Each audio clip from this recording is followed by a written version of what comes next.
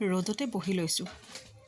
ধান খেতি বুলিবলৈ নাই, কিন্তু বাম খেতি কৰিবলৈ অকণমান ঘৰৰ কাষতে ঠাই আছে।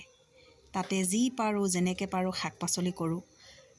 মানে প্ৰত্যেকটো বস্তুৱে কৰিবলৈ চেষ্টা কৰোঁ, যাতে বজাৰৰ পৰা কিনি আনি খাব লগা নহয়। সেইবুলি এইবাৰ অকণমান হালধিও দি থৈছিলোঁ।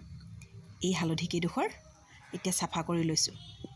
আৰু অলপ পিছে খান্দিবলৈ আছে। ধুনীয়াকৈ ৰ'দতে বহি লৈছোঁ। পিছে ৰ'দটো ইমান চোকা, উৰণি বাৰণি লৈ গোটেইজনী নকইনা হৈ লৈছোঁ। এয়া দেখিছেনে, হালধিখিনি গুচাই আছোঁ।